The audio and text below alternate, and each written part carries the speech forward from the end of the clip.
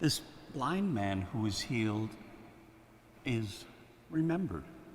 He was remembered by the early Christian community who identified the son of Timaeus. And he's remembered by Christians who have read this story throughout the centuries. But Bartimaeus, that's not exactly a name.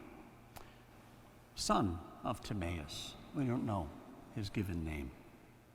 And maybe that's okay, because as we read this gospel, he can be an everyman figure. He's you, he's me, in some ways. There's an invitation to identify with this man and his story. But at the time in Jericho, he was just a beggar to walk by. Maybe give a coin to the beggar now and then. A good deed, a mitzvah. It's a commandment to give to the poor. I imagine Bartimaeus was sitting there for years. He was accustomed to pulling his cloak around him when it was cold. That would be his only shelter from the weather, dogs, other annoyances. And this day it would be shelter from a crowd, the only protection for him and his few belongings. Now, as we listen to this cloak, it could be symbolic, because we all have strategies to protect ourselves, protect our egos. We have defenses. Some of us have hard shells. Those things protect us, yes, but if we stay in there, these same defenses can keep us from healing, can keep us from connecting, not only with people who might hurt us, but also from people who could love and help us.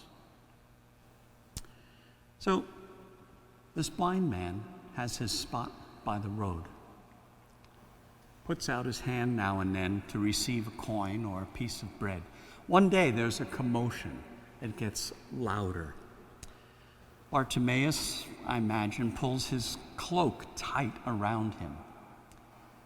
He'd been in crowds before, and this is not the safest place for a blind man by himself. But then he hears the name Jesus. He hears shouts of praise, hallelujahs. Bartimaeus apparently had heard of Jesus, and he understood that the approach of Jesus is good news. And he somehow knows to throw aside his only protection, his cloak, and cry out, Jesus. He's told to stop, but with a rush of hope, he continues, Son of David, have pity on me. This is a profession of faith, because Son of David, this is a messianic title full of hope for the salvation of Israel and his own salvation. He hears a voice calling him. He's a man of little stature, but now he's recognized by Jesus. And despite the other voices that tell him to stop, other voices tell him to get up. And Jesus looks at him and asks, "What would you have me do to you?" Wow. What would your answer be if Jesus said that to you today? Well,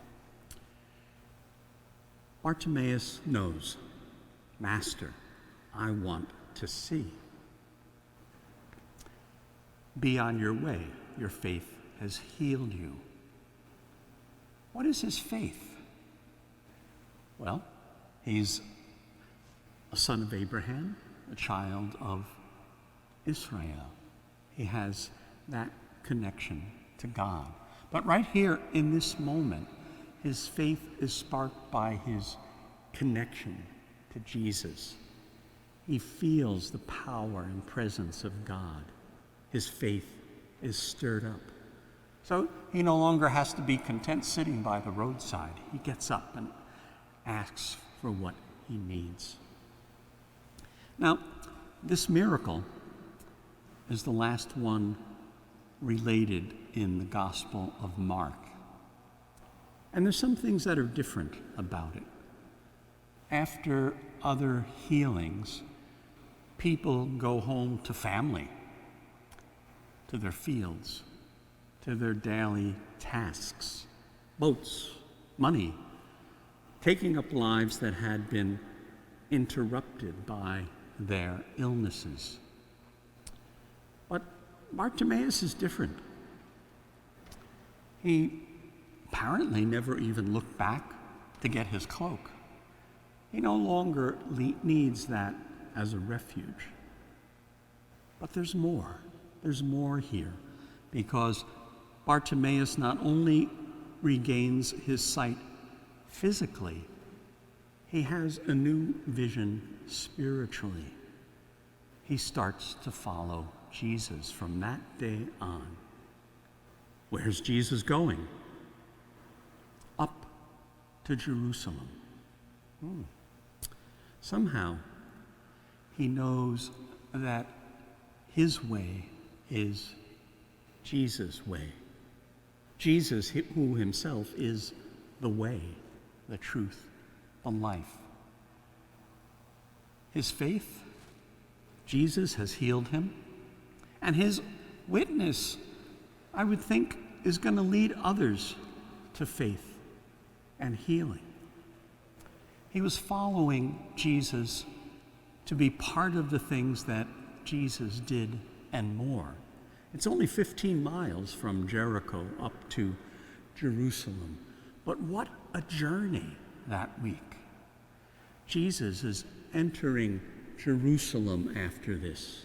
A few days later, he comes into shouts of hosannas and praise, but then he's arrested and tortured and killed and raised up. So Bartimaeus follows Jesus into this mystery of salvation.